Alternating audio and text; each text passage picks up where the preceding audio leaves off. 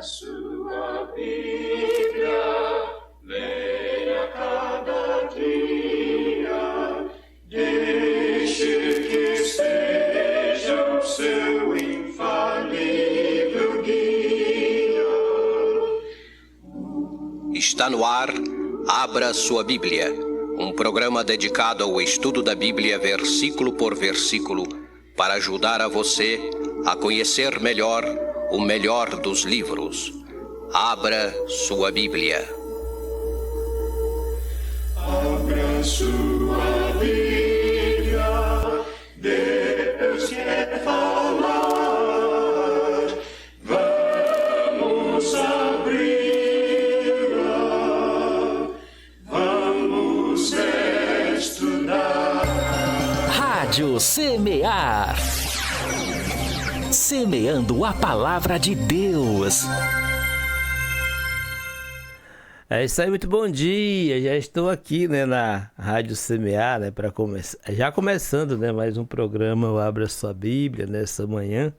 Essa manhã, mais um dia que o Senhor, pela sua graça e misericórdia, nos concede, E eu fico muito feliz de estar aqui e compartilhar um pouquinho da palavra de Deus com os irmãos. É algo sempre muito revigorante, Muito revigorante, graças a Deus, Meu amado, minha amada, você que está aí do outro lado, você que nos acompanha, você que tem nos dado o privilégio da audiência, sabe?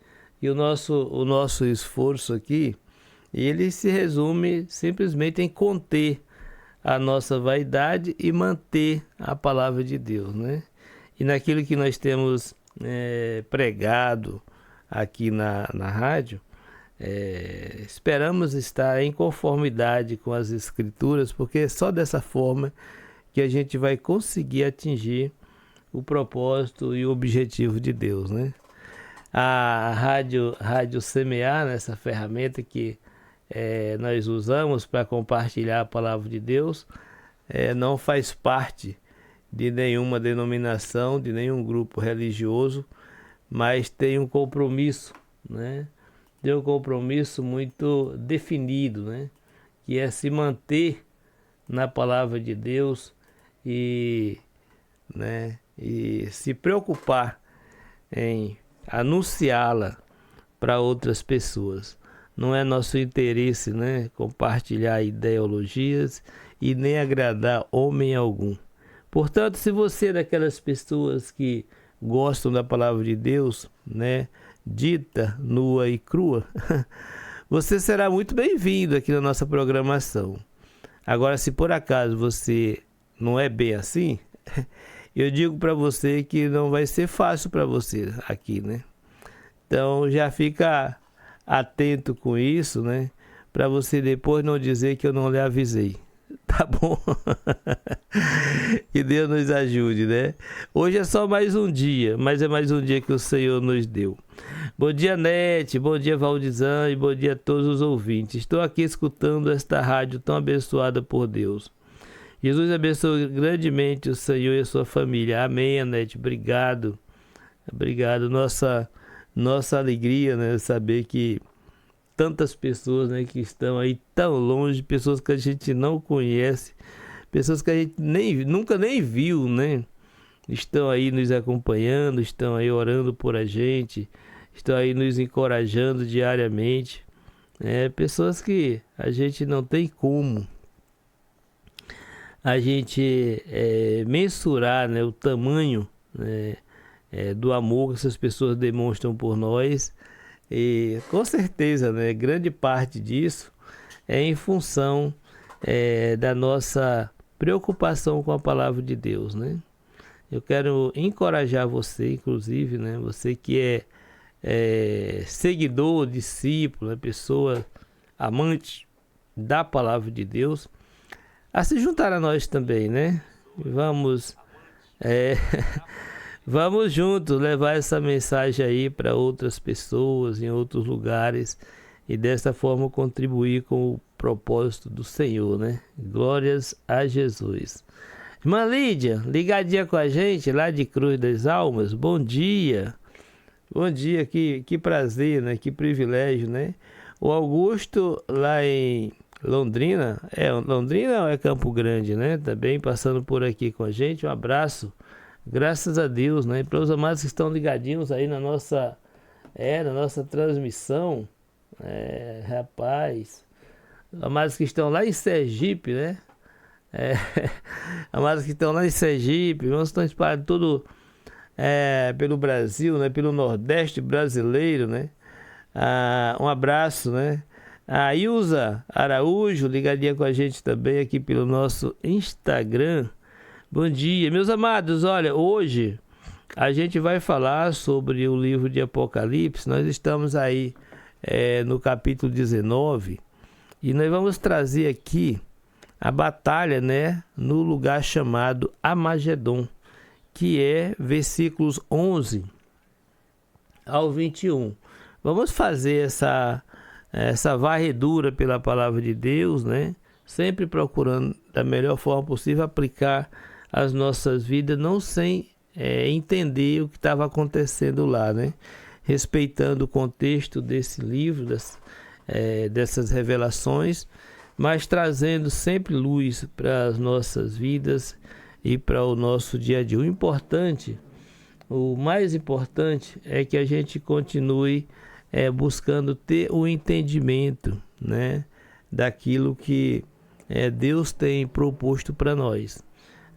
As pessoas sem entendimento, elas são como crianças que podem ser levadas por qualquer vento de doutrina. E isso é muito sério. É muito sério. É por isso que hoje na igreja a gente tem muitas pessoas que estão há muitos anos na igreja e continuam sendo criança, né? A gente, por ser criança, a gente termina batizando, inclusive, muitas crianças. Eu até fiz uma postagem falando sobre isso. E as pessoas associam, né, o batismo de criança a pequeninos, a bebês, né? Na verdade, nós estamos falando de criança, né, na questão do entendimento. Muitas pessoas se mergulham sem o entendimento. E isso é um problema sério. Mas, às vezes, eu até percebo que os irmãos gostam de fazer isso, porque nós nos tornamos, de alguma forma, a igreja do batismo. Então, toda e qualquer menção que a gente faz de um estudo bíblico, a gente já está objetivando, né, que a pessoa se batize. Se a pessoa mostrar resistência, a gente já corre, o desânimo já bate, né? Então, nós precisamos primeiramente nos preocupar em deixar a pessoa consciente da sua situação, né, da sua situação diante de Deus, da desgraça onde ela está, e depois mostrar para ela que existe uma alternativa, né? Então, para que ela possa conscientemente se achegar a Cristo e valorizar o que Cristo fez. Porque, do contrário, as pessoas vão vir, talvez, pensando que vão ter as contas pagas, pensando que vão poder receber toda semana uma cesta básica da igreja. Não sei qual é o interesse, né? Como é que as pessoas vêm, mas vêm. Mas, na verdade, quando as coisas saem diferente das expectativas delas, então elas têm a tendência de se afastarem da igreja. Então, são momentos, né, e situações e até declarações que eu particularmente tenho trazido aqui, até com tom de denúncia, né? E muitas vezes mal entendido, mal interpretado, rejeitadas as reivindicações. Mas acima de tudo isso, eu tenho a consciência tranquila de que estou fazendo a minha parte. Né? Deus nos abençoe e nos ajude nessa caminhada tão árdua, né? E tão, sei lá, até difícil pra gente, né? Bom dia, Fabiana, que Deus abençoe a sua vida. Fabiana, é isso?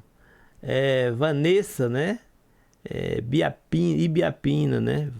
Vanessa, bom dia, que Deus abençoe.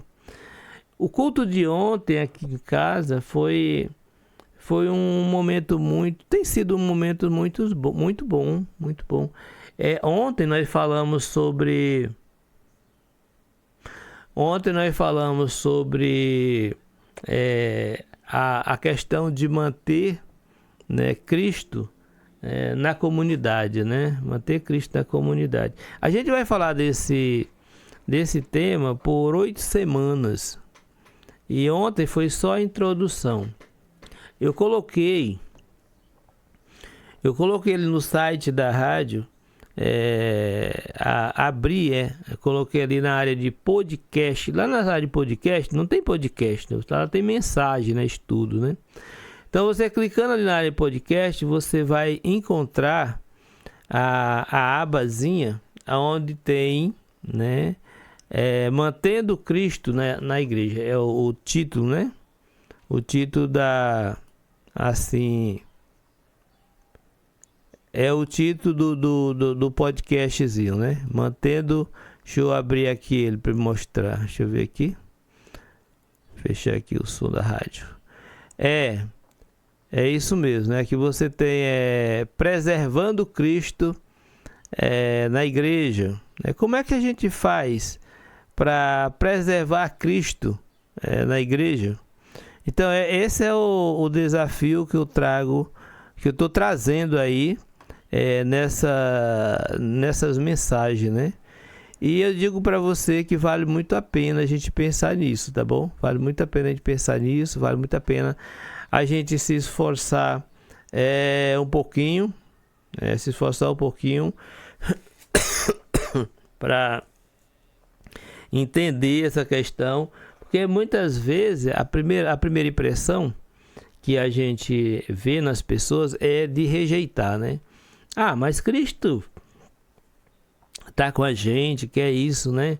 E aí eu fico pensando nos judeus lá de Jerusalém, nos dias do rei Ezequias, que eles se vangloriavam de ser o povo de Deus, mas eles queimavam incenso nos seus terraços para os deuses, né? Faziam bolinhos, né, para a deusa lá né? Então, queimavam seus filhos lá no Vale de Inom para o deus Moloque, mas estava tudo certo, né? Eles achavam que eram o povo de Deus e que Deus não ia os destruir, que Deus não ia tirar deles nenhum privilégio, né? Na verdade, Deus vai dizer que eles jogaram os benefícios deles todos pela janela e viraram as costas para Deus. E Deus então vai dizer: olha, é o seguinte, eu vou estabelecer uma nova aliança. Agora é um pouquinho diferente, tá bom? Não é mais como aquela que eu fiz, não. E nós hoje estamos nessa aliança que é mesmo muito diferente da outra, mas que nos põe numa situação muito mais difícil, né? Muito mais difícil, porque muitas vezes nós até tentamos nos enganar a nós mesmos. Às vezes nós queremos enganar a nós mesmos, às vezes nós queremos enganar a Deus, né? E isso é desde o início, né? As escrituras vão dizer, né? Não fiquem querendo se enganar. E outra vez ela vai dizer: de Deus ninguém zomba, né? Não tente zombar de Deus, né? A gente precisa... eu acho que a gente precisa aliviar nossa carga religiosa e, com mais simplicidade, com mais humildade, reconhecer nossas fraquezas, né? Em vez de ficar endurecendo, né? Ali resistindo. Não, nós estamos certos, nós somos a igreja de Cristo e não sei quantos mais. Gente, eu lamento muito dizer, essas coisas não vai levar a gente para o céu, não. Essas coisas vai só nos distanciando de Deus. Então, a gente tem tantas coisas para a gente fazer para agradar a Deus, e a gente termina pensando que a melhor forma de agradar a Deus é ensinando a Bíblia para as pessoas, né? Vamos fazer estudo bíblico, porque isso, segundo a gente tem visto, isso é o evangelismo, né? Aí alguém diz assim: mas se isso não é evangelismo, o que é então? Vou dizer uma coisa para você, né? O Novo Testamento não manda ninguém evangelizar nada. O Novo Testamento só manda a gente viver a vida cristã. porque essa vivência que vai fazer a diferença na nossa sociedade. Sabe uma coisa que está bem ali explícito para nós? Quantas congregações você conhece que tem um trabalho de amparo para os órfãos e as viúvas, para aqueles mendigos e tantos outros mais necessitados que tem por aí? Quantas congregações você conhece que tem um ministério assim? Isso é evangelismo, né? Isso é evangelismo. A igreja existe em função dos pobres e necessitados. Porque os ricos, né, as pessoas que confiam nos seus bens materiais, Jesus disse que ele já tem o consolo deles, né? Então, dentre todas as declarações que Jesus fez, Jesus disse que o evangelho está sendo pregado aos pobres.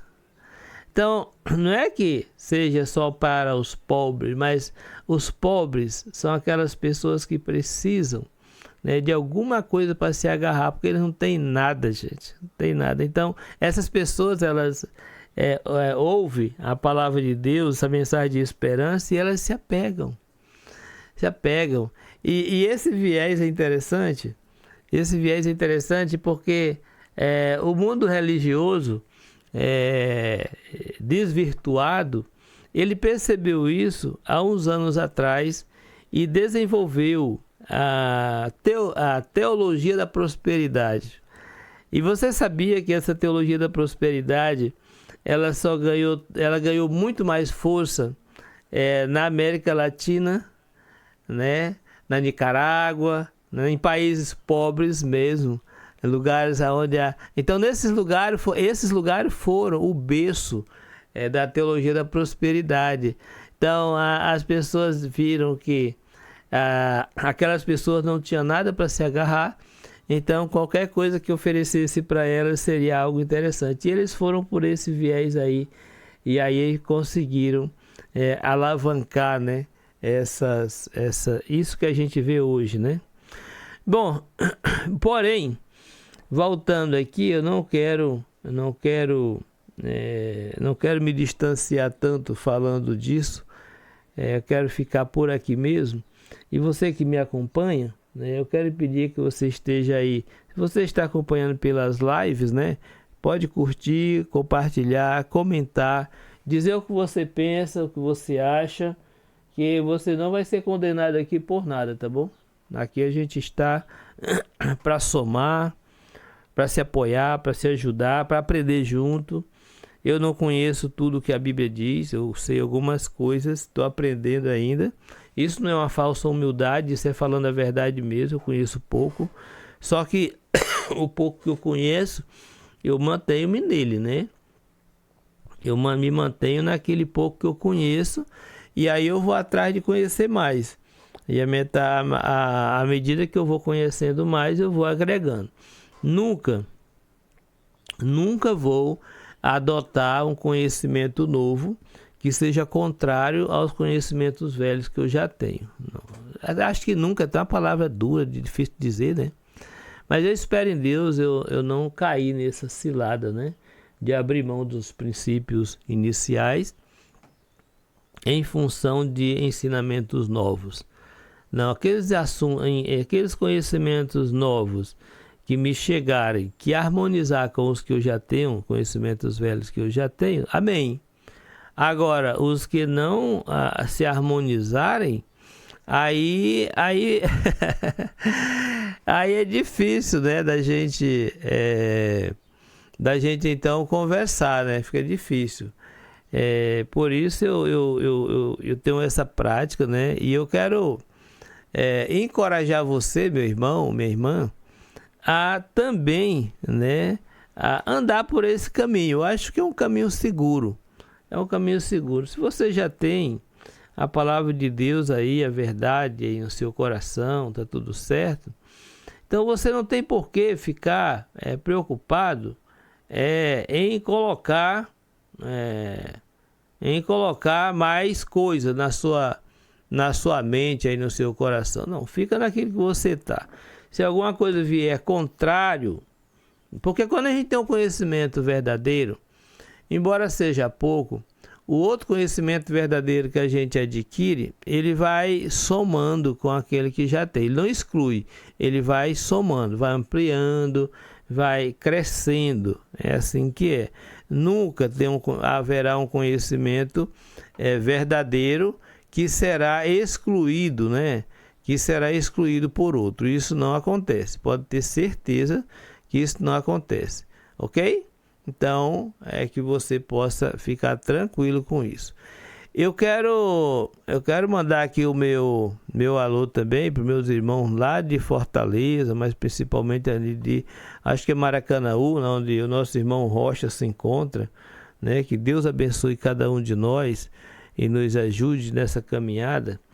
Mandar um abraço também para o nosso amado João José, lá em Recife, congregação de Boa Viagem. Ele que é professor da Escola da Bíblia, né? Lá em Boa Vista, né? Na Boa Vista. Um abraço, que Deus abençoe. Bom, eu acho que a gente já pode, então, começar a fazer a nossa interação com a Palavra de Deus no livro de Apocalipse. Nosso irmão lá de Sorocaba, ligadinho conosco também pela rádio, os irmãos do Recife, e também lá de Capela, em Sergipe. Glória a Deus, né? Bom dia.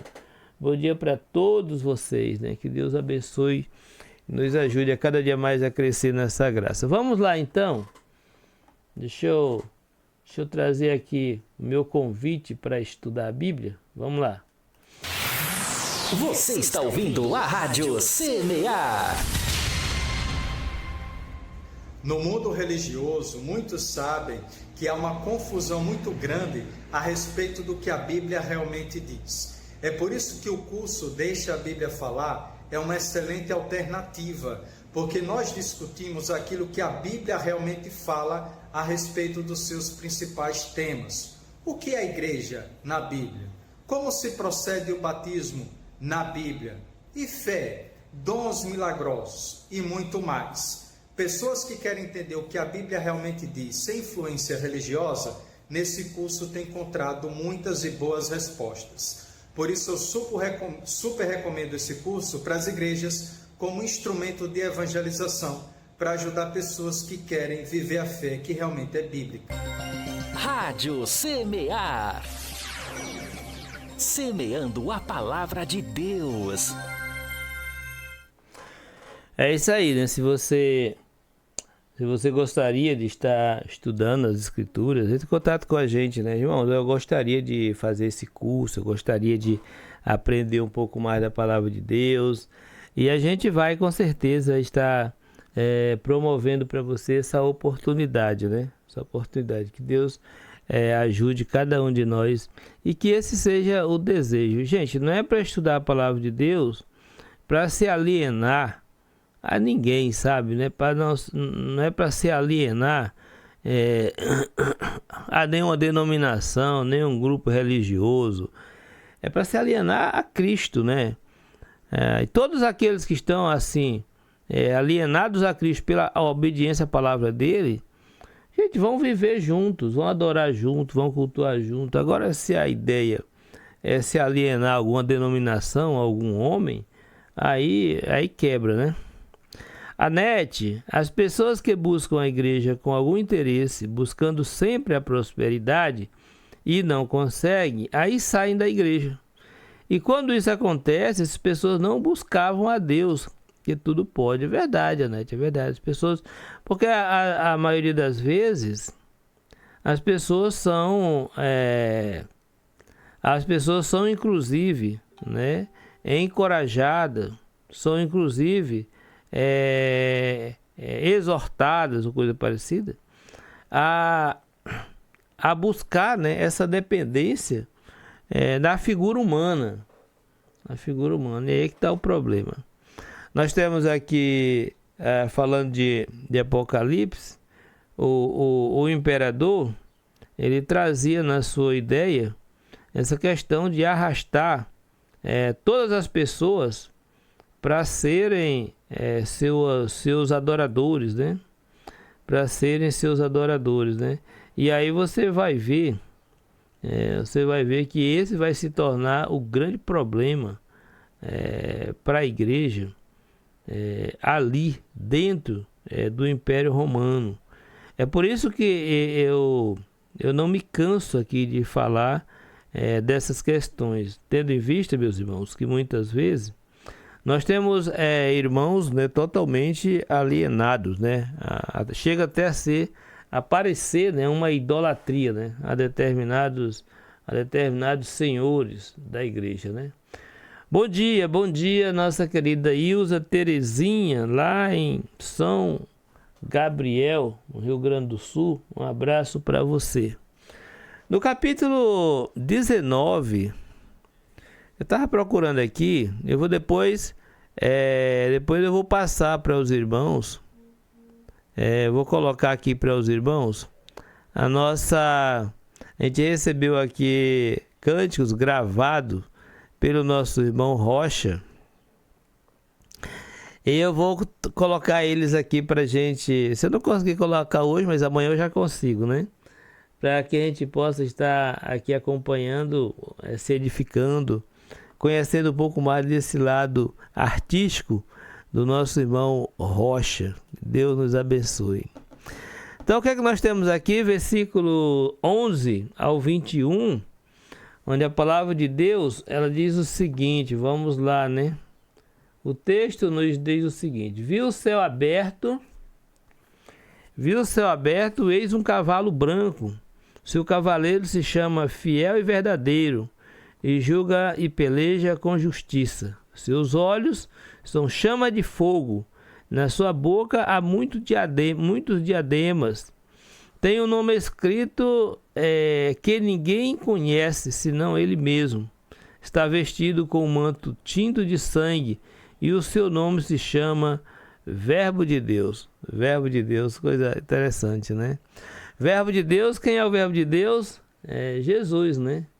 Então aqui nós temos Jesus, descrito que está montado no cavalo branco, né? No cavalo branco. E esse Jesus, gente, é interessante a gente pensar.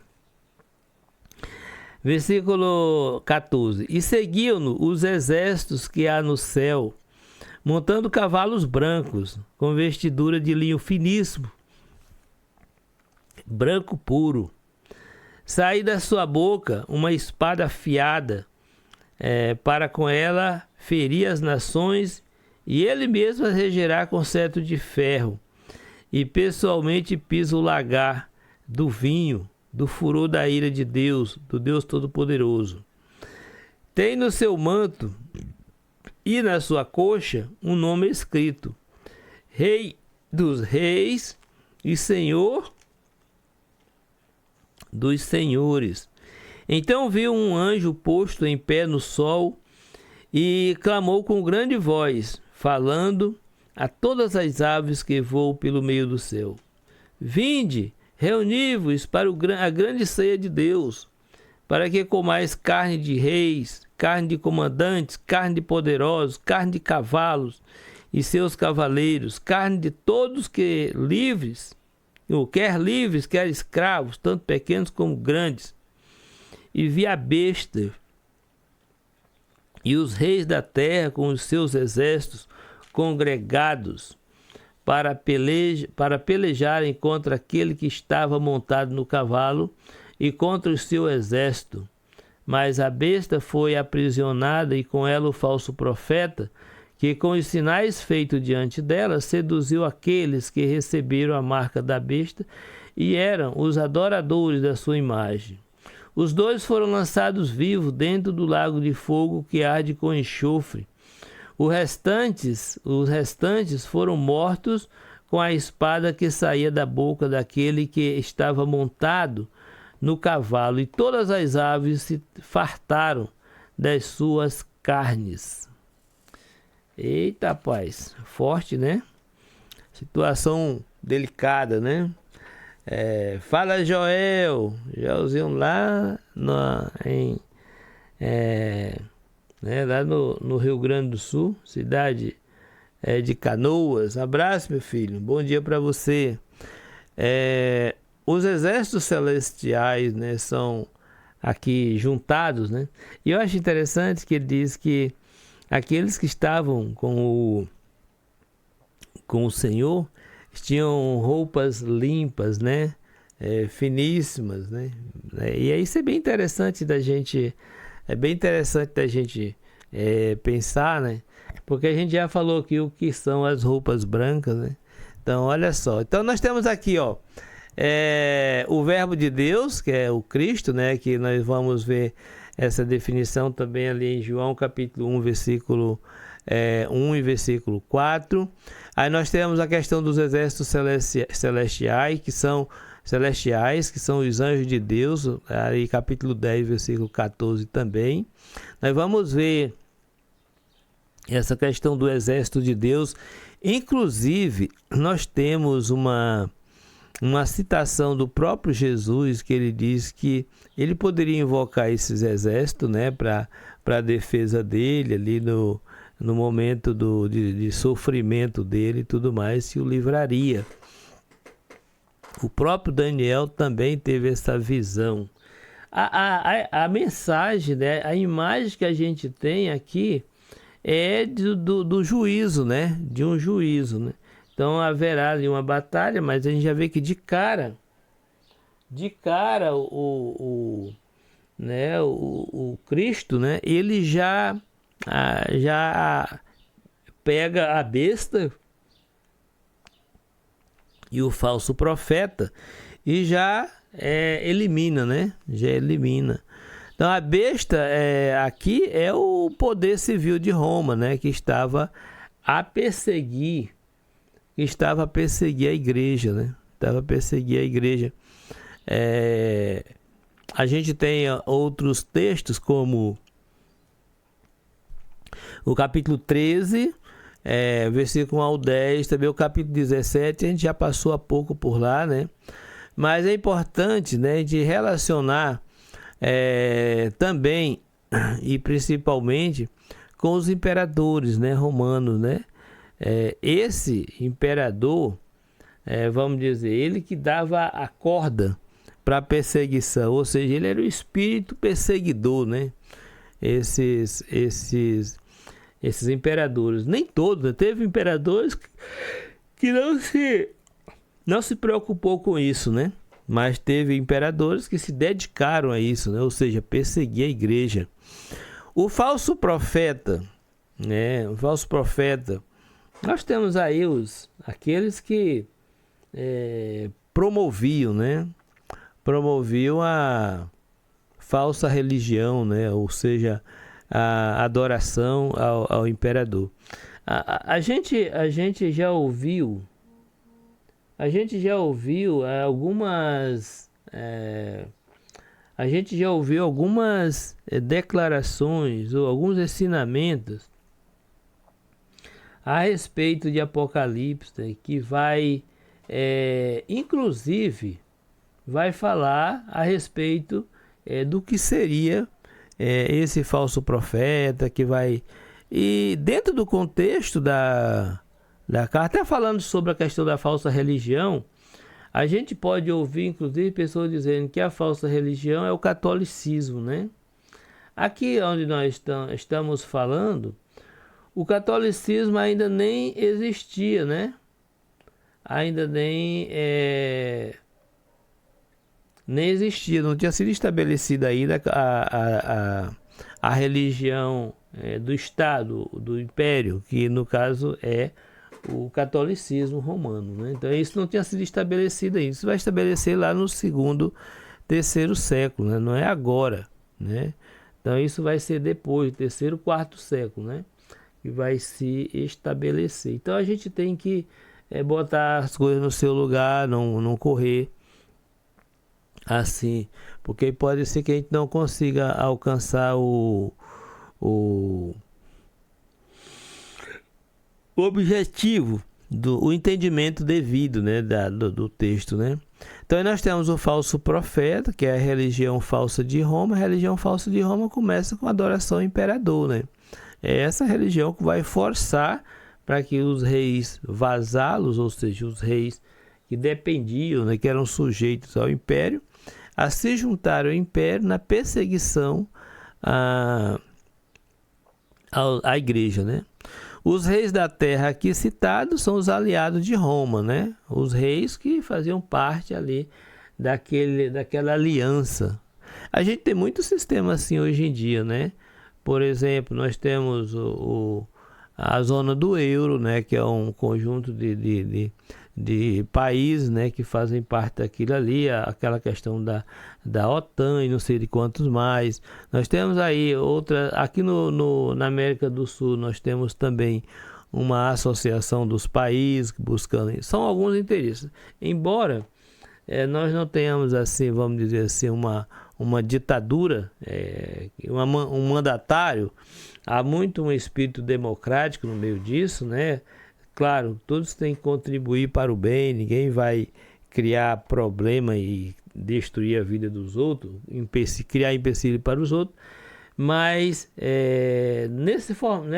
com esse propósito de perseguição e tudo mais, é bom de ficar atento, irmãos, é bom de ficar atento, né? Porque são sistemas, né? São sistemas que coordenam o comércio, a indústria, a vida, né? De alguma forma, né? Então a gente tem que ficar atento com isso também. Então alianças, então esses reis da terra, eles eram aliados de Roma e eles então serviam como ferramenta do império para estarem perseguindo a igreja.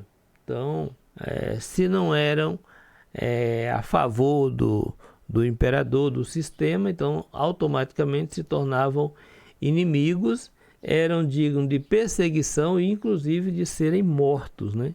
Então, a gente ter essa ideia aí. Agora, qual era o propósito de Jesus nessa batalha descrita aqui? Tem algumas coisas que a gente precisa pensar quando olha para esse texto. Há um propósito em tudo que está sendo apresentado aqui. É bom a gente entender que existe uma plateia ali que é a igreja perseguida, que é a igreja sofrida, que é a igreja martirizada. Nós temos uma plateia ali que está ouvindo esses relatos, que está contemplando essa mensagem e que precisa receber o conforto, o consolo, a edificação para continuar a luta dela mesmo diante da perseguição. Então, é a questão do julgamento. Aqui nós temos no versículo 11, logo de cara, né? O julgamento para Roma e seus aliados. Essa batalha ela tinha em foco esse embate, né? Então, por outro lado, nós temos também a questão da peleja, né, para ferir as nações com a sua espada. Aqui nesse texto, nessa declaração, eu penso muito na Efésios, né, capítulo 6, que vai dizer que a espada do Espírito é a palavra. Eu penso também em João 12, 48, quando Jesus está dizendo que a palavra que faria o devido julgamento. Tem muitas coisas que vêm à nossa mente numa hora dessa, né? Então Jesus pelejaria contra as nações da terra, né? Então ele, né, a declaração que ele regeria as nações com vara de ferro. Então é interessante pensar sobre isso. Essa expressão de Jesus como cetro de ferro já é uma expressão que vem desde o Velho Testamento, né? Então nós temos aqui essa figura poderosíssima, né, que está aí vencendo e para vencer sempre, né, que é o próprio Jesus, né, que vai enfrentar essas nações, manifestando assim o seu poder, sua autoridade sobre todas elas, né? Então a ação ainda vai descrever um ato destruidor, dizendo usando a figura de pisar o lagar do vinho, do furor da ira de Deus, né? No versículo 15, que seria trazer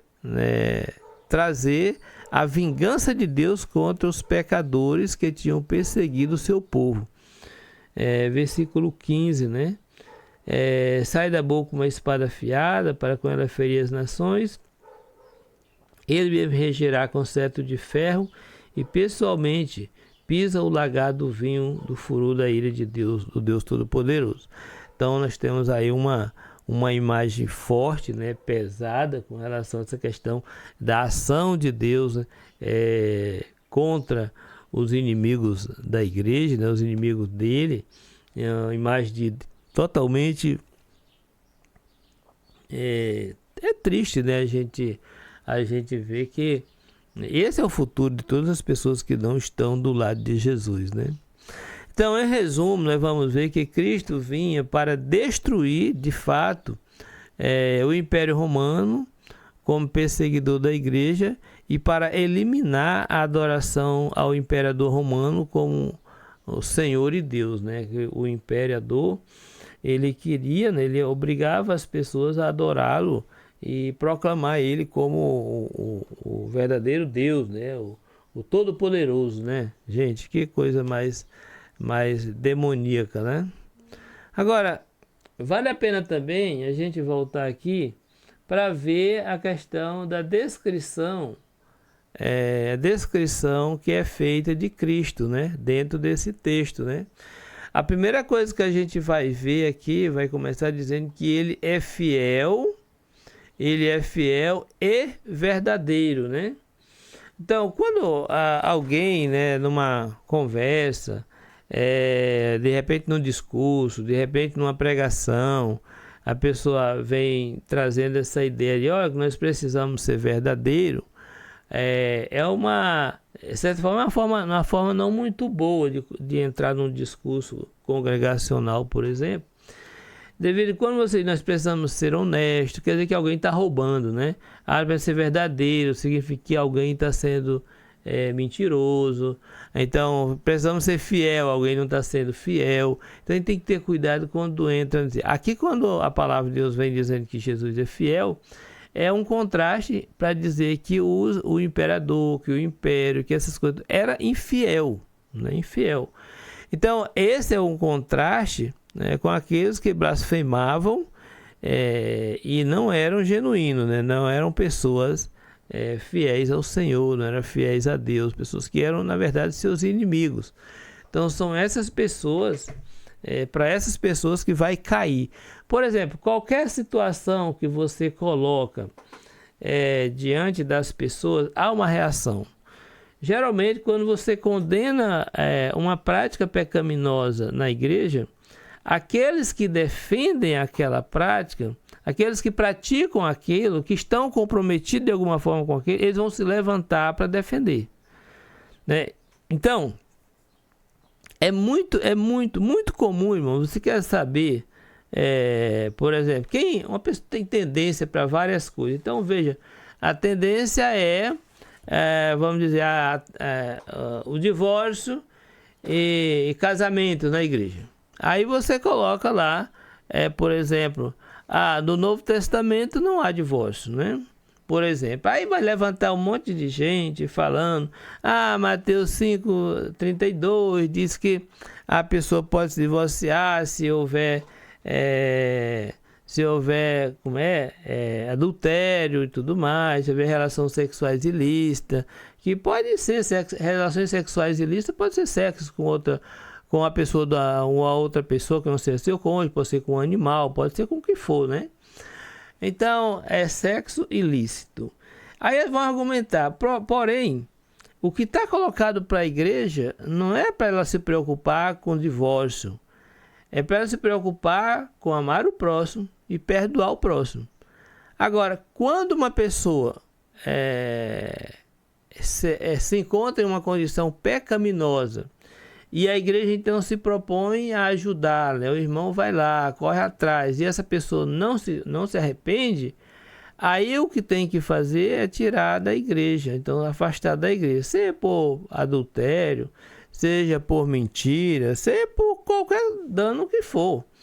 Se a igreja está ali, os irmãos estão chamando a atenção, já foi chamado individualmente, depois coletivamente, e a pessoa não se arrepende, essa pessoa tem que ser excluída do grupo, excluída da igreja, tá bem? Então esse é um procedimento que a gente tem aqui no Novo Testamento com clareza e com ênfase, né? Com clareza e com ênfase. Então, nós nos colocar dessa forma. Então, Jesus já é apresentado aqui como o fiel, né? Fiel. Então, por outro lado, vemos também que ele é justo em seu juízo e destruição dos seus inimigos. Por que nós vamos pegar essa questão e assegurar que Jesus é justo no seu julgamento? Gente, Deus, que é um Deus longânimo, Deus tem dado tempo e está dando tempo para todas as pessoas, independente do que elas são ou do que elas fazem.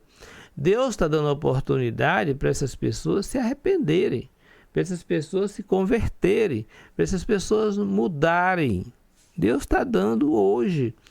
Aí eu pergunto para você, o fato das pessoas não se arrependerem, então se serem lançados para longe do Senhor, como diz a palavra, no inferno, Deus está sendo injusto? Não, Deus está sendo justo.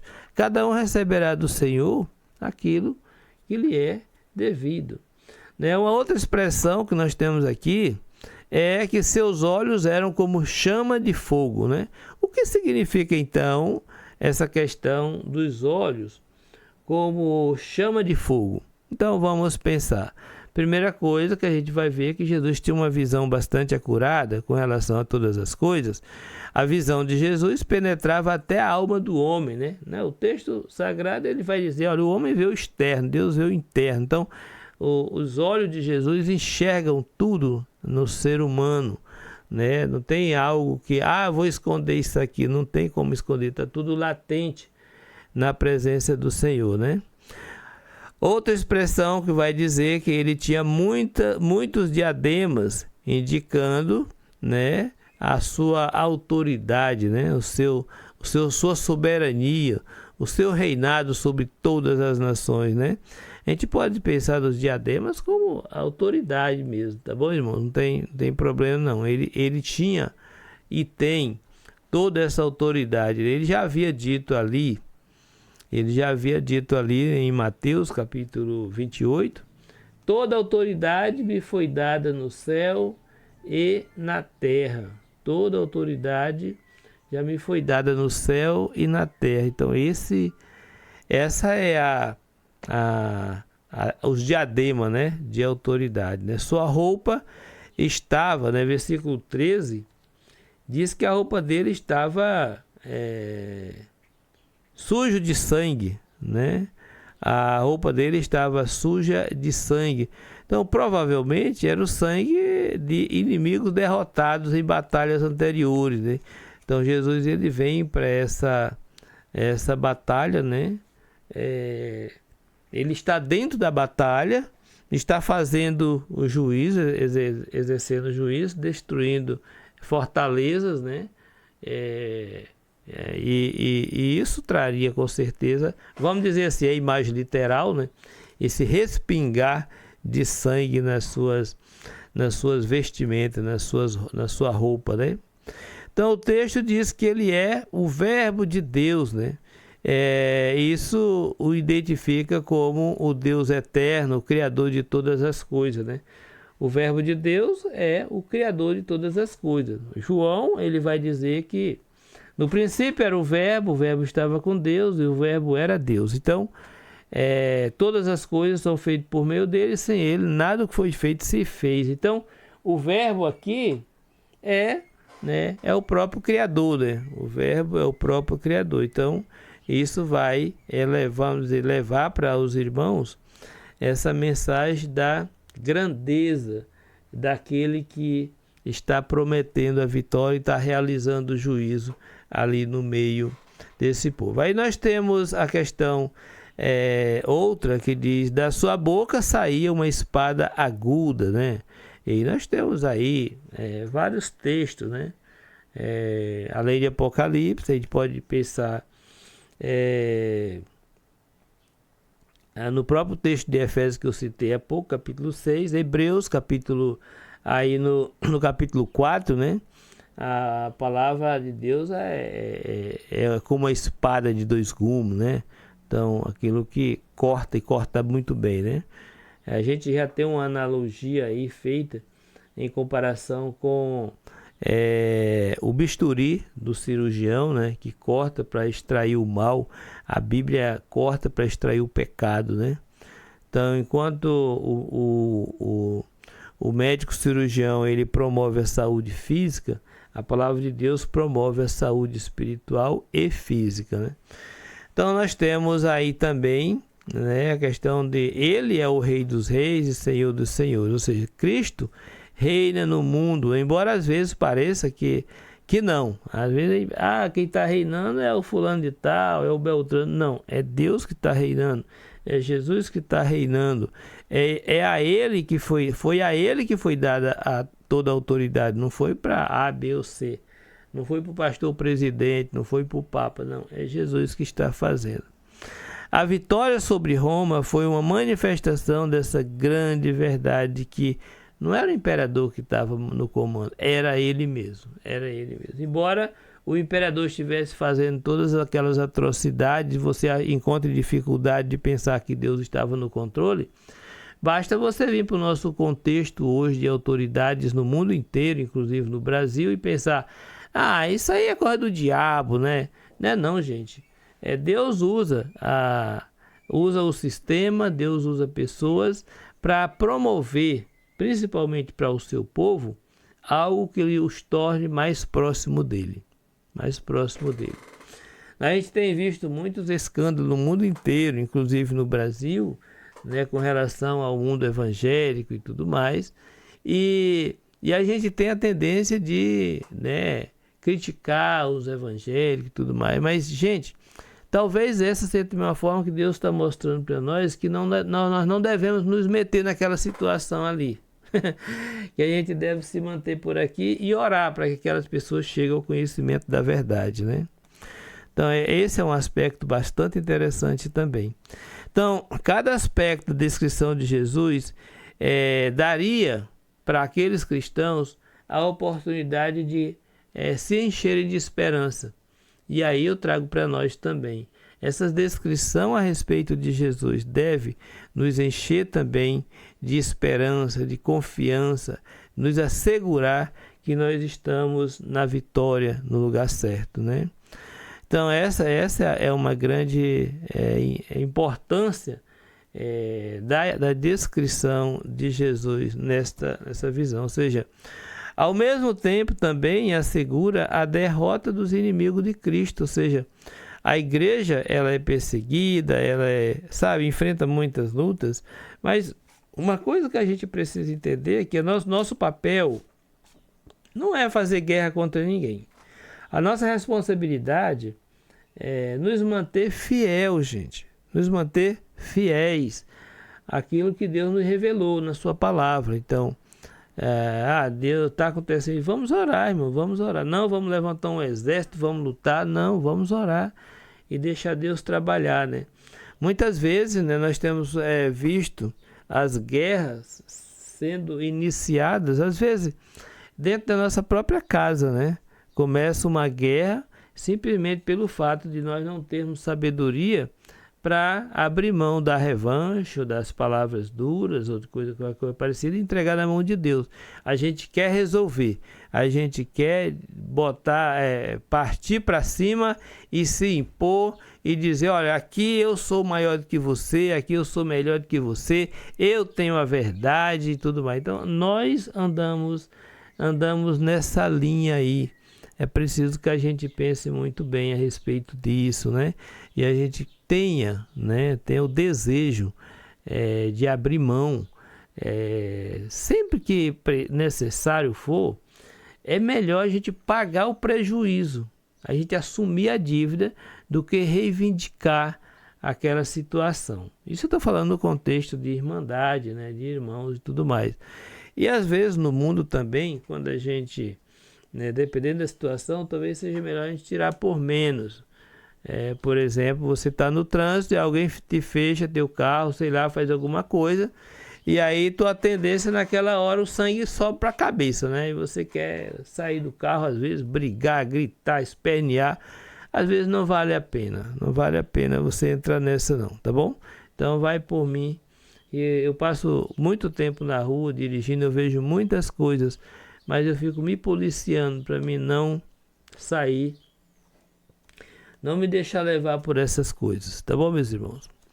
Vamos ouvir aqui então um convite aqui que é muito assim, interessante, né? Olha só, versículo 17 e 18, e assim: então vi um anjo posto em pé no sol e clamou com grande voz, falando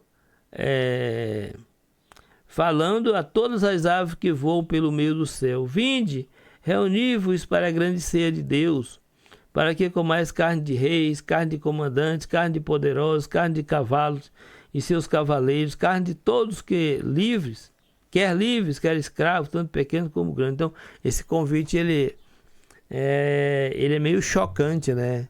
É meio complicadinho, mas vamos lá. Então, dessa maneira, a vitória anunciada mesmo antes dela ser descrita, né? Então a gente já tem aí uma vitória anunciada, como é que diz, os coveiros já são chamados, as aves de rapina e as aves carnívoras, e todo mundo é convidado aí já para aquele ato final, né? Aquele ato final. Então aqui o símbolo ilustra graficamente a destruição dos inimigos de Deus. Eles iam ser comidos por aves de rapina, né? A gente, claro, a gente tem que usar isso aqui de forma simbólica, mas vale a pena a gente pensar, por exemplo, no Herodes, qual era o rei, né, que estava ali no capítulo 12, que ele vai então se encontrar com o povo, né? E as pessoas começam a adorá-lo, né? E ele não dá glória a Deus, e ele morre comido de verme, né? Coisa assim, né? Então a gente às vezes pensa que Deus está muito longe, Deus está ausente, não sei das quantas. Gente, Deus está tão presente quanto, né? Está tão presente quanto. Então fica atento, né? Para que essa consciência da presença de Deus possa estar nos movendo e nos convencendo a manter uma postura diante de Deus que seja a Ele agradável, tá bem? Então isso serve para nosso encorajamento, para nossa caminhada diária, né? Então esse é o símbolo. Nós temos aqui a descrição de outros inimigos de Deus, que é Gog. Nós temos aqui a imagem, inclusive, de Golias. Nós temos a imagem de Jerusalém, que seria destruída. Capítulo 24 de Mateus vai trazer essa ideia também, tá bom? Então eu vou fazer um breakzinho, já eu volto, tá bem? A gente vai de cântico aqui na programação e eu volto na seguidinha, tá bom? Um abraço, vamos em frente. 86 sem Deus e nada cristão. 1, 2, 3. Sem Deus nada somos neste mundo. Sem Deus não podíamos viver. Nem as folhas das árvores se movem, se não for pelo seu poder. Nem as folhas das árvores se movem, se não for pelo seu poder. O maior milagre deste mundo foi Jesus que na cruz realizou. A minha alma manchada do pecado, Jesus Jesus com seu sangue lavou a minha alma manchada do pecado. Jesus com seu sangue lavou. Na noite que ele foi traído, em memória a ceia nos deixou. O pão simboliza o seu corpo, o suco, o sangue do Senhor. O pão simboliza o seu corpo, o suco, o sangue do Senhor. Na ceia nós temos esperança, que o Cordeiro logo vai voltar, vai enxugar para sempre nossas lágrimas e levar-nos ao eterno lar. Vai enxugar para sempre nossas lágrimas e levar-nos ao eterno lar. Amém. Hino 128, Sob a sombra do Altíssimo, Inário Cristão. 1, 2, 3. Aquele que habita no esconderijo do Altíssimo, à sombra do Senhor, onipotente descansará. Aquele que habita no esconderijo do Altíssimo, à sombra do Senhor, onipotente descansará. Direi do Senhor, direi do Senhor, direi do Senhor, Ele é meu Deus. Direi do Senhor, direi do Senhor, direi do Senhor, Ele é meu Deus.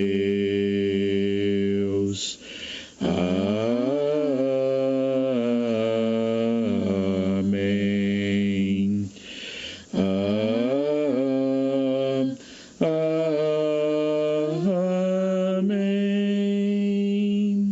Amém. Amém.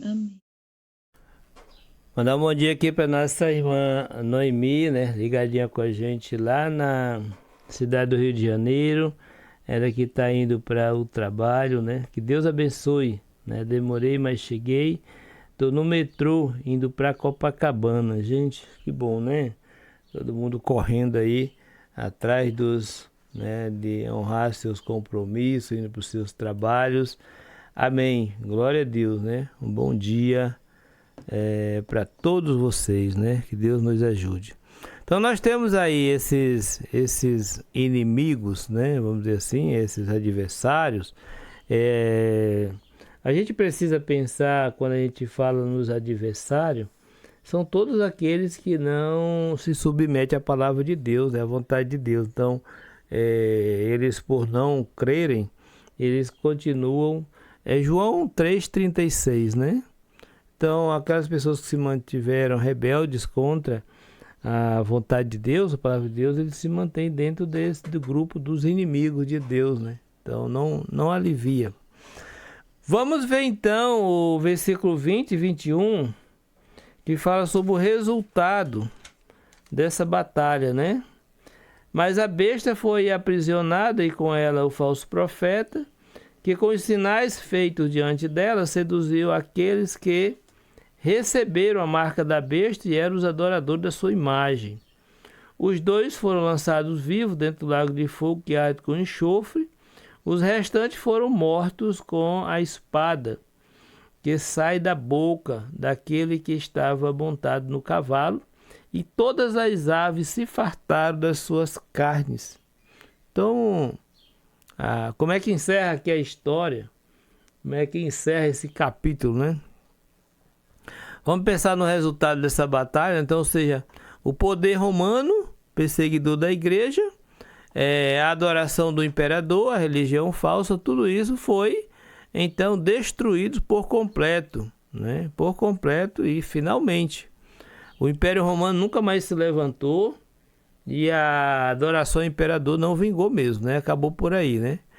O símbolo usado é que foram lançados vivos dentro de um lago de fogo que arde com enxofre.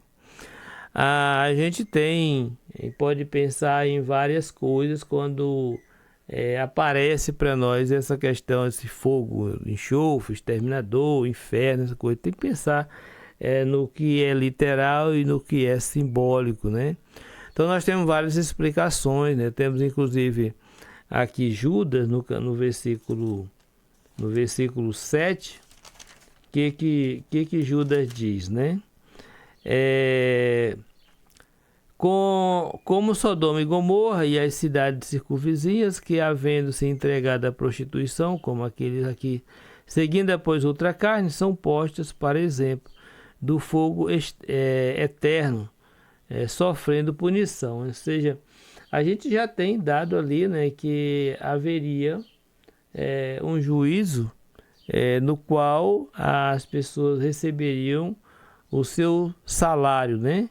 Que seria a separação eterna de Deus, né?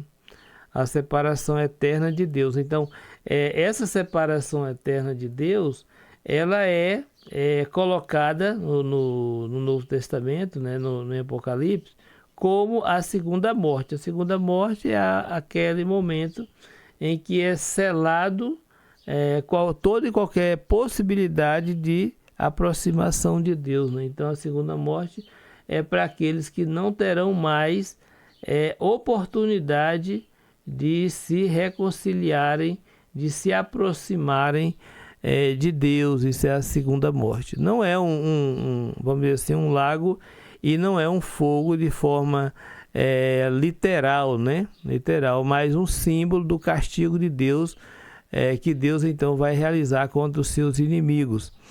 É também usado em Apocalipse 20, versículo 14, como símbolo do castigo eterno, ou seja, do inferno.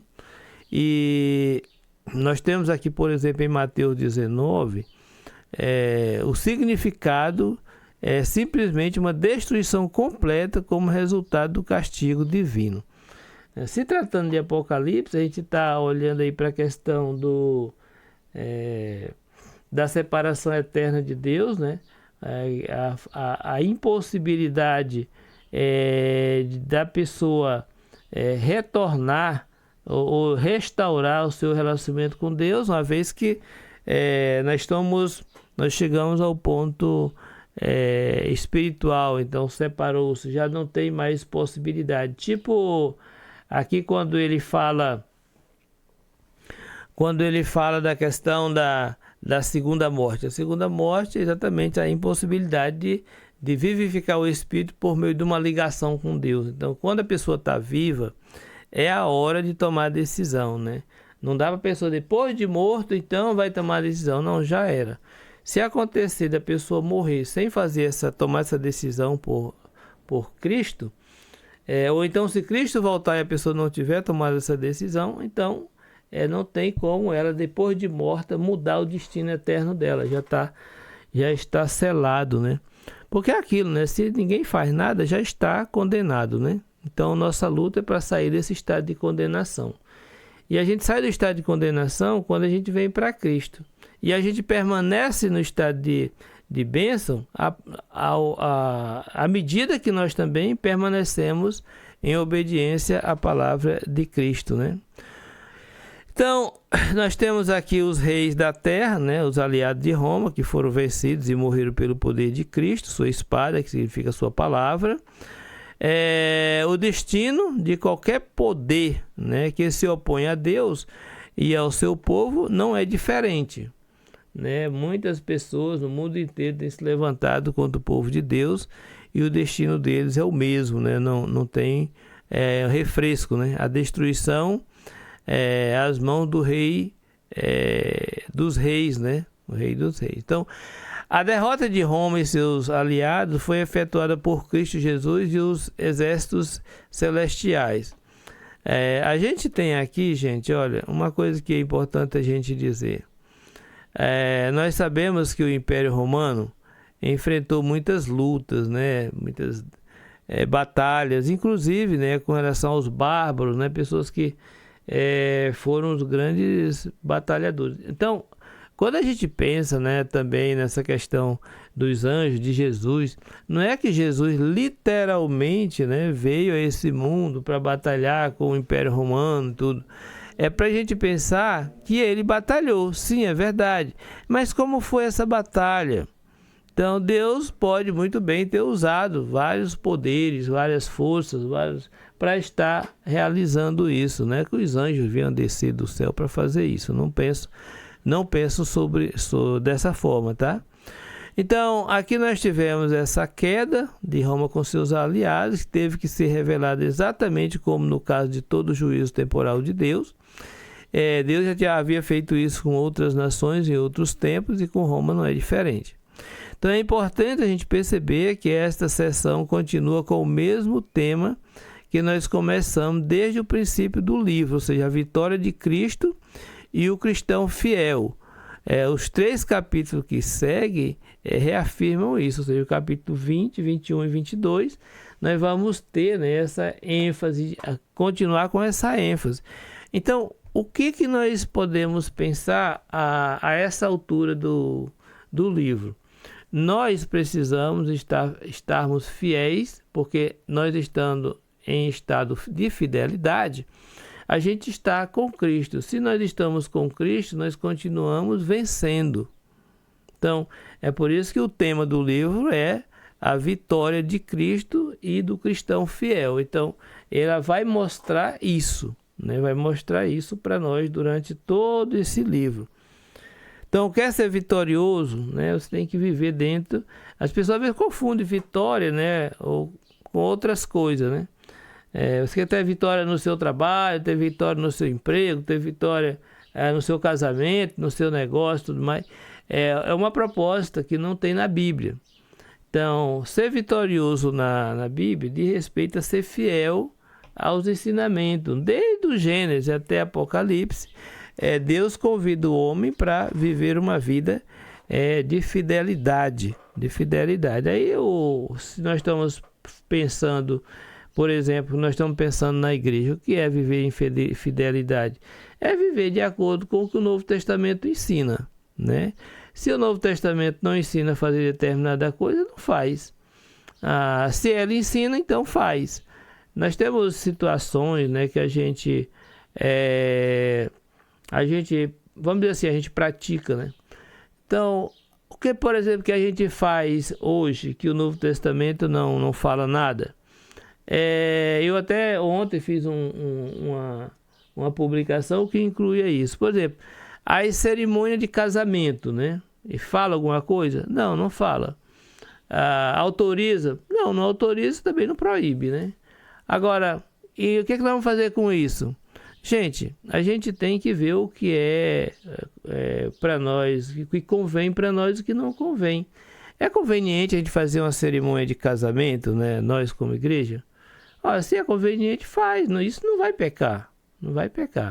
Então, o Novo Testamento ele não se preocupou em deixar isso para nós. Agora, a gente tem que pensar que o Novo Testamento também não registra nenhuma festa de casamento. A igreja não celebrou nenhuma festa de casamento, né?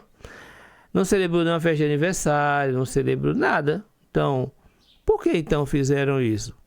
E por que não celebraram? Então, se eles não celebraram, nós também não devemos celebrar?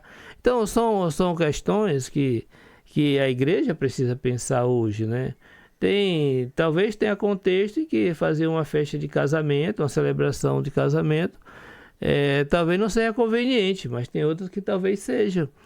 E, por outro lado, nós temos que ver como é que tem sido nossa motivação para fazer essas coisas, né? A gente tem uma situação, né, que alguns anos atrás eu falei numa reunião de conselheiros da igreja. Nós estávamos falando a respeito da adoração, né, de jovens que iam lá para frente, né, para cantar, né? e disse que era para ajudar a igreja, né? Então ia lá para frente cantar. E eu disse o seguinte: olha, eu não tenho nada contra os irmãos irem lá para frente cantar, desde que haja santidade. Isso foi pelo ano de 99, talvez, 98, 99, então não estou bem certo. Então eu não tenho, mas só que o que acontece, gente, quando você promove o grupo de jovens para cantar lá na frente, os irmãos eles se preocupam muito mais na performance deles do que no espírito de adoração que eles precisam apresentar diante de Deus, né? Não é diante da igreja, é diante de Deus. Estava em Belém do Pará uma vez em um culto, e os jovens que iam fazer o direcionamento do cântico naquela hora, porque tem lá nessa congregação tinha o momento das senhoras, dos jovens e tudo mais, até das crianças. E aí o que acontece? Na hora dos jovens entrarem, cantarem, eu vi uma movimentação do jovem para lá, para cá, para lá, para cá. O que acontece? Eles esqueceram o CD do playback. O CD do playback. E isso deu um transtorno grande, porque o culto não andava, porque o jovem não começava a cantar, e aí um irmão teve que sair do prédio e andar, não sei, 3, 4 quadras, não sei, para ir na casa dele buscar o playback para cantar. Nós estamos perdendo, a gente está perdendo a questão da santidade, da reverência. A gente está perdendo. Quando essa coisa acontece, a gente perde completamente. Primeiro que a gente está acrescentando ao culto algo que não deveria estar ali, né? Depois o espírito com que essa coisa é feita. Então, tudo isso a gente precisa pensar. Então, ter uma cerimônia de casamento. Por quê? A outra coisa que eu lembro que eu coloquei ali é fazer campanhas para arrecadação de fundos. Gente, é pecado isso? Não, inclusive nós temos um exemplo. O apóstolo Paulo fez uma arrecadação. Agora, como é que isso acontecia? Isso era uma oferta, parte da oferta da igreja. Então, ele não fez uma vaquinha, ele não, por exemplo, ele não fez um bazar, ele não saiu vendendo rifa. Então, não é isso. Porque quando a gente faz esse tipo de coisa, a gente termina ensinando os irmãos a roubar a oferta, né? Então aquilo vai impactar na oferta. Então o irmão tirou o dinheiro aqui para o bazar ou para outra coisa, para investir no bazar, que é para os irmãos conseguir um dinheirinho para determinada coisa, e isso vai influenciar, vai impactar lá na oferta, que a oferta vai cair, né? Então o irmão vai tirar um dinheiro daqui, ele não está tirando de outro lugar, está tirando do mesmo lugar que ele tira para a oferta. Então vai impactar na oferta da igreja. Então é preciso que a gente pense sobre isso. Todas as coisas nos são lícitas, como diz o apóstolo Paulo, mas nem todas nos convêm. Todas as coisas nos são lícitas, mas não devemos deixar nos dominar por nenhuma delas. Então, a partir do momento em que alguma coisa está tomando uma forma, chamando a atenção muito mais do que o principal, então está na hora da gente deixar de lado. Está na hora de deixar de lado, porque isso virou-se um objeto de idolatria. Então, tira e aí a gente parte para o caminho correto, tá bom? Comentário da irmã Lídia diz: eu não entendi, meu irmão Valdizan, eu não vejo problema nenhum, desde que seja com respeito a Deus. Se é isso que eu tô falando, irmã Lídia.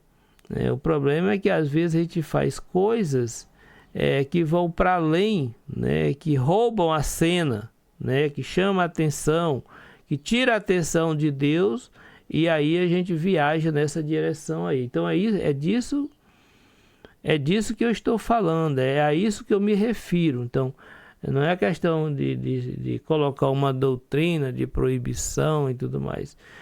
Outra coisa que nós falamos ali também é a questão de aniversários, né?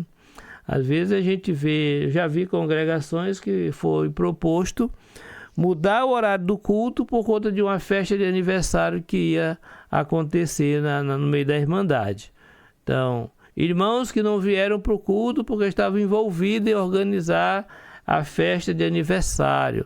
Então, quando essa coisa toma essa proporção, a gente está trocando as coisas de lugar.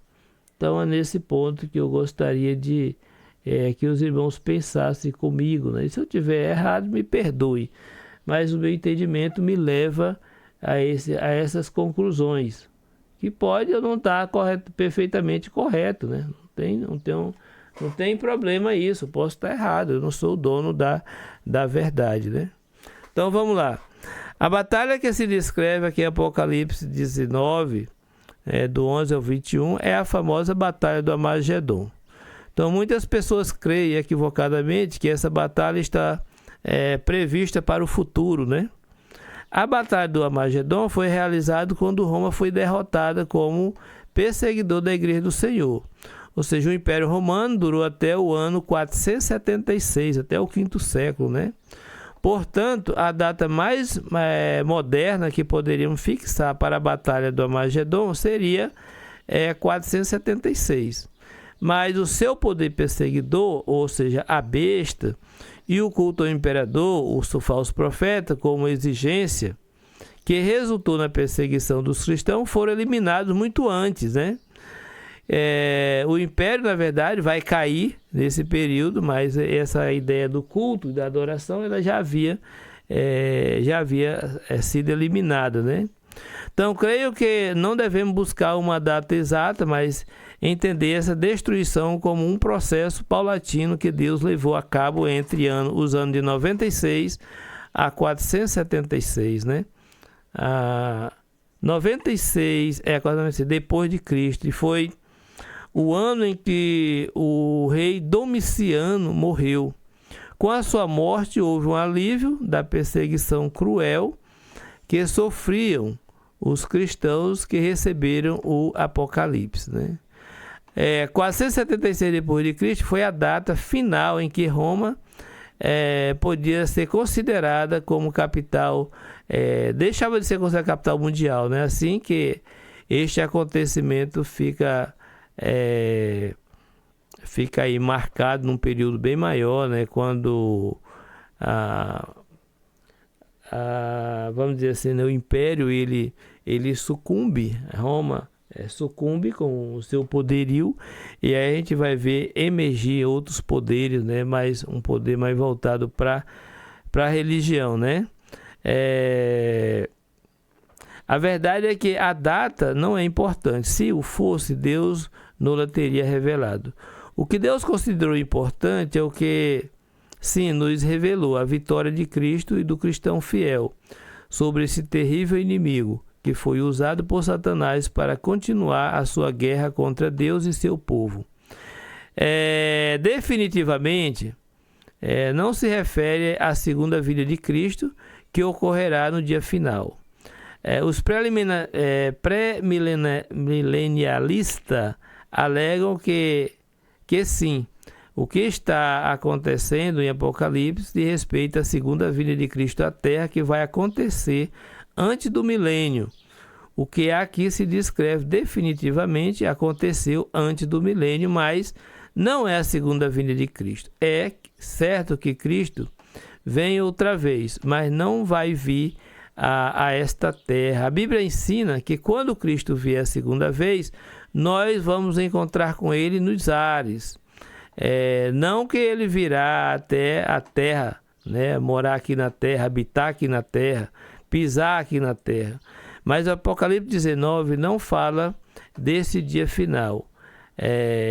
Mas no dia em que Deus vingou o sangue dos seus santos, destruindo Roma e todos os seus aliados. Então essa foi a grande batalha naquele lugar chamado de Armagedon. Algumas coisas nós precisamos dizer aqui ainda, né? Se tratando de resumo dessa batalha, no que diz respeito a tudo o que nós falamos aqui do versículo 11 ao versículo 21. Ou seja, a mensagem de Apocalipse 19, 11 ao 21 é que Roma e todos os seus aliados iam ser julgados e destruídos pelo Senhor. Ia haver vingança pelo sangue dos santos. Deus operou tais juízos temporais sobre nações pecaminosas muitas vezes na história do mundo. Deus vem agindo assim há bastante tempo, né? Especialmente contra os inimigos do seu povo. Durante o período do Velho Testamento, encontramos Osde-Edom, né?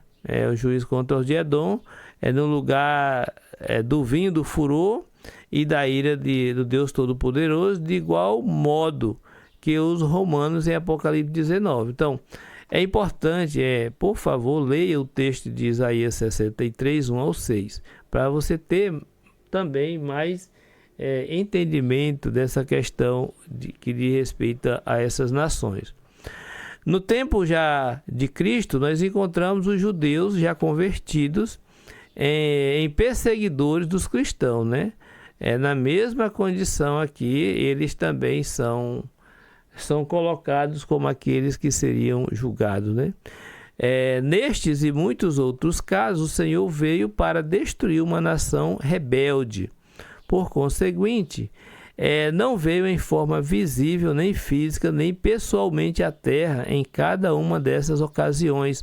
Veio na pessoa de exércitos humanos. Deus usou nações, usou todos os recursos, né, que ele tinha, como no caso do julgamento de Jerusalém por meio da Babilônia, o julgamento de Samaria por meio da Assíria, o julgamento da Babilônia por meio da Pérsia e assim por diante, né? Então a gente foi vendo Deus usando, como eu já havia falado antes, Jesus não veio com seus anjos aqui na terra para executar essa batalha, né?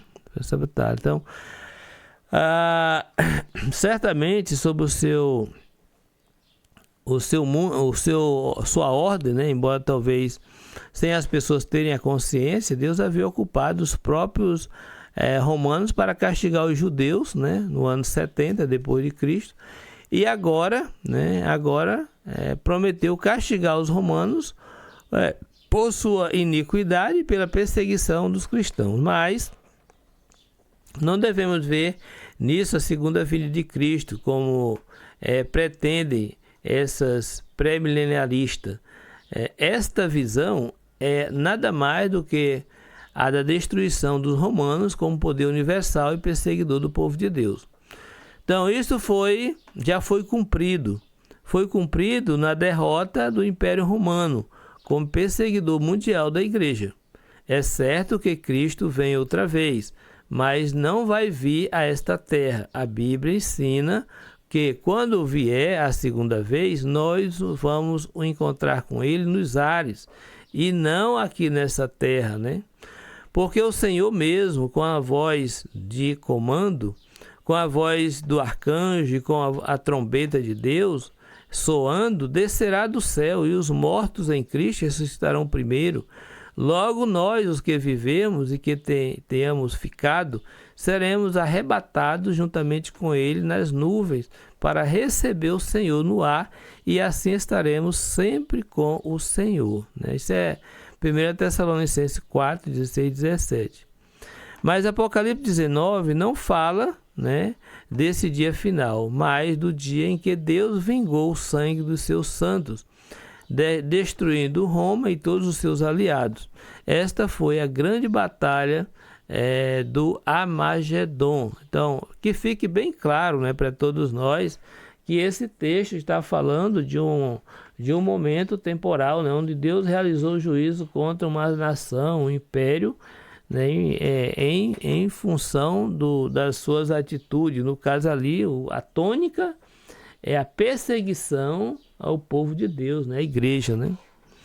Aplicação prática para nós hoje. Deve ficar claro nas nossas mentes que o cumprimento da profecia de Apocalipse sobre Armagedon já passou. Mas isso não quer dizer que não haja nenhum consolo, nem advertência para o nosso tempo. Qualquer governo ou chefe do Estado que pretende tomar a glória que pertence a Deus ou perseguir de alguma forma o povo de Deus tem o espírito da besta. Embora não seja literalmente a besta de que fala o livro de Apocalipse, mas por ter o mesmo espírito da besta, o seu fim será o mesmo também. A perdição, e qualquer religião falsa, seja qual for, terá o mesmo fim por participar do mesmo espírito que tinha o falso profeta. Esta é a confiança dos cristãos do século XXI, como o era os do século I. Assim que, embora já cumprida esta profecia, tem grande significado para nós hoje em dia. Serve tanto para os que têm um espírito de maldade, como para os que tratamos de servir ao Senhor de acordo com a sua palavra. Para uns serve de advertência e para outros de grande consolo e segurança. Que Deus nos abençoe e nos ajude a cada dia, meus irmãos, crescer nessa graça maravilhosa. E é assim que a gente chega aqui ao final da lição de número 25 do livro do Apocalipse, no capítulo 19. Amanhã a gente certamente estará entrando no capítulo 20 do livro de Apocalipse. Que Deus nos ajude a cada dia a crescer nessa graça maravilhosa. Compromisso, responsabilidade, nossa missão é promover o conhecimento libertador que vem pela palavra de Deus, A gente tem muitos embates, muitas lutas diariamente no mundo e até mesmo no meio da igreja, em função dessa palavra, em função dessa defesa, em função da verdade. Muitas pessoas estão tão acostumadas com dar um jeitinho, tão acostumadas com o liberalismo, que é até estranho, até criam problemas quando você é um pouco mais rígido com a palavra de Deus, Infelizmente, essa é uma realidade que a gente hoje em dia está enfrentando e certamente vamos enfrentar mais ainda, com o decorrer do tempo, Vamos enfrentar mais ainda. E eu quero chamar a sua atenção para a importância que nós devemos dar para a palavra do Senhor, Leia a palavra de Deus. A gente, eu já li a Bíblia toda várias vezes, Estou lendo de novo esse ano. Faltam 42 dias para o final do ano e também para me terminar a leitura anual da Bíblia. Dentro desse período, além de ler a Bíblia, eu leio outros livros, faço outras leituras. E o que me chama a atenção é que toda vez que você lê a Bíblia, você aprende coisas novas, Toda vez que você lê a Bíblia, você descobre coisas que você da outra vez não tinha descoberto, Então, isso é incrível, É incrível. Tem coisa que a gente já domina e tudo. Eu sei, falo em tal lugar. A história, A história dos reis, por exemplo, de Judá, os reis de Israel, como ela é contada, as ênfases que os textos dão. Por que lá na frente o texto vai novamente citar aquela história? E como ela apresenta, e tudo, o contexto que ela agora está sendo apresentada. Então, faz muito sentido, A gente vai, então, se familiarizando, com as Escrituras e, certamente, isso vai formando o nosso caráter, a nossa personalidade. E aí eu fico pensando, sabe, irmão? Quero que vocês... Tem muitas pessoas que vivem muito no campo das opiniões, vivem muito naquilo que os outros dizem. Eu espero que você não seja essa pessoa. Mas se por acaso você for uma dessas pessoas, por favor, eu quero pedir para você encarecidamente, vá para as Escrituras, leia a Bíblia, procura cada dia estar conhecendo um pouco mais da vontade de Deus. Não ficar naquela questão da opinião, eu acho, você não acha nada, É bom você estudar a Bíblia, Conhecer a Bíblia. Irmão, eu não tenho um curso de teologia, esquece, irmão. Leia a Bíblia, leia de novo, leia outra vez. Faça um estudo, de repente tem uma palavra, você está lendo aqui, tem uma palavra que você não entendeu. Procura saber o que aquela palavra significa. Não vá adiante, para e vê o que aquela palavra significa. E aí depois você segue. E você vai ver como isso vai ser, vai acrescentar ao seu conhecimento, à sua vida espiritual, como você vai crescer. Então, vai dessa forma, mas se apega com a palavra de Deus. Porque o contrário disso é correr atrás do vento, É correr atrás do vento. Então, fica na palavra, persevera na palavra, se agarra com a palavra Pode ficar tranquilo, vai chegar mais dia, menos dia, você vai estar conhecendo muito, mas muita coisa mesmo. Amém? Bom, estamos chegando aqui ao final do programa de hoje. Muito agradecido por cada um dos irmãos, por estarem com a gente. E dizer para vocês que para nós é um privilégio, para mim é uma honra poder compartilhar com os irmãos essa palavra e dizer, olha, estou aqui para fazer a vontade do Senhor. Sei que muitas vezes a gente traz assuntos, a gente traz falas aqui que até os irmãos se sentem um pouco chocados, né? Vamos dizer assim.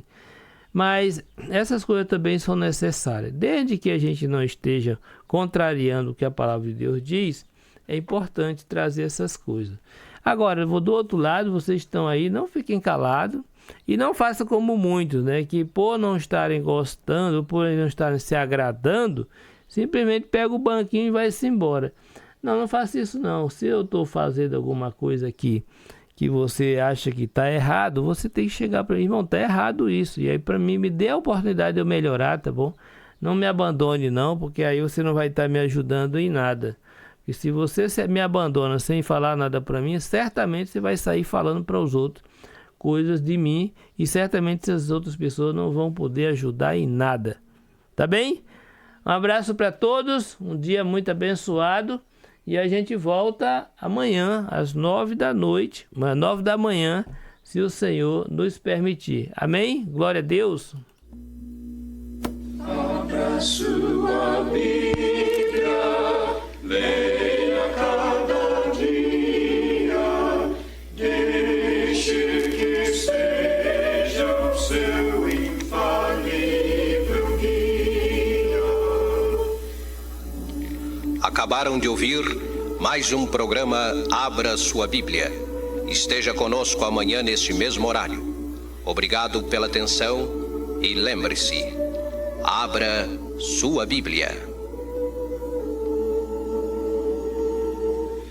Abra sua Bíblia, Deus quer falar. Vamos abri-la, vamos estudar.